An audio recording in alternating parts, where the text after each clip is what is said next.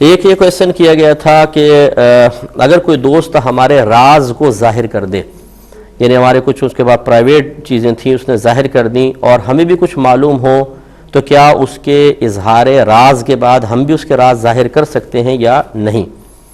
دیکھیں یہ شرعاً جائز نہیں ہوگا۔ اللہ تبارک و تعالی نے راز کی حفاظت کا حکم ارشاد فرمایا۔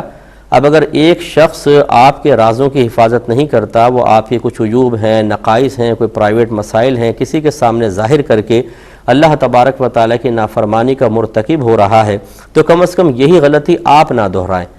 اس میں انشاءاللہ یہ ضرور ہے کہ اگر وہ آپ کے خلاف اس طرح کام کرتا ہے، اللہ تعالیٰ آپ کی عزت کی حفاظت کرے گا اور ایسے اسباب بنا دے گا کہ اللہ تعالیٰ آپ کو دوبارہ مقام عزت تک لے آئے گا اور انشاءاللہ زوال عزت کا خوف ختم ہوگا۔ لیکن اگر آپ اس کے راز ظاہر کریں گے تو پھر یہ خرابی بہت آگے جائے گی، کیونکہ اب آپ اللہ کی رحمت کے مستحق نہیں رہیں گے، اب آپ مظلوم نہیں رہے۔ اب آپ اس نے ظلم کیا تو آپ نے بھی ظلم کیا اور دو ظالم سامنے آ گئے ہیں، اور ظالم کی عموماً اللہ تعالی کی طرف سے مدد نہیں کی جاتی، رحمت پیچھے ہٹ جاتی ہے اور اس میں زیادہ نقصان کا پہلو ہے۔ ہاں یہ ہو سکتا ہے کہ آپ کے پاس بھی کسی کے راز ہیں دوسرے کے پاس، اب وہ آپ کو دھمکی دیتا ہے کہ اگر تم نے میری بات نہیں مانی میں تمہارے سارے راز ظاہر کر دوں گا، تو جواب میں دھمکی دے سکتے ہیں اسے ان راز کے اظہار سے روکنے کے لیے کہ اگر تم ظاہر کرو گے تو میرے پاس بھی ہیں، میں بھی ظاہر کر دوں گا۔ لیکن ارادہ واقعی ظاہر کرنے کا نہ ہو، بلکہ صرف ارادہ ہو اسے اس قبیح فعل کے ارتکاب سے روکنے کا، تو انشاءاللہ عز و جل آپ گناہ گار نہیں ہوں گے، اور اس صورت میں وہ شخص بھی گناہ گار ہونے سے بچ جائے گا۔ اس طرح کی حکمت اور تدبیر اختیار کرنے میں حرج نہیں ہے، لیکن جو پہلی والی بات میں نے آپ کو بتائی کہ کسی نے راز ظاہر کیے تو آپ نے بھی ظاہر کیے، غلط ہے۔ خصوصاً یہ میاں بیوی جو ہوتے ہیں، عموماً ایسا ہوتا ہے کہ پیار محبت سے رہتے ہیں، ایک دوسرے کو پہلے سب باتیں شیئر کر لیتے ہیں، حالانکہ نبی کریم صلی اللہ علیہ وسلم کا فرمان ذیشان کاش ہم سب اپنے ذہن میں رکھیں کہ کسی کو بہت زیادہ دوست نہ بناؤ،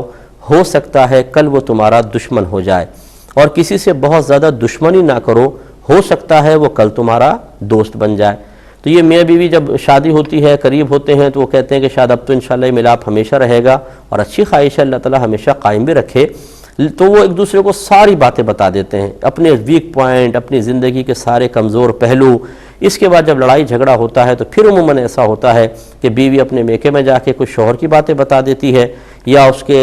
گھر میں یعنی سسرال والوں میں کوئی ایک بات چھوڑ دیتی ہے تاکہ اس کی بدنامی ہو، غصے میں آ کے شوہر بھی سارے کام کرتا ہے، اور یہ بالکل غلط فعل ہے۔ ایک بزرگ کا اپنی زوجہ سے کوئی مسئلہ چل رہا تھا، یعنی اختلاف تھا، جھگڑا تھا، تو کسی نے کہا کہ حضور یہ کیا مسئلہ چل رہا ہے، آپ کی بیوی کیا کر رہی ہے، مجھے ذرا بتائیں۔ تو آپ نے فرمایا کہ میں اپنی بیوی کی باتیں تمہیں بتاؤں؟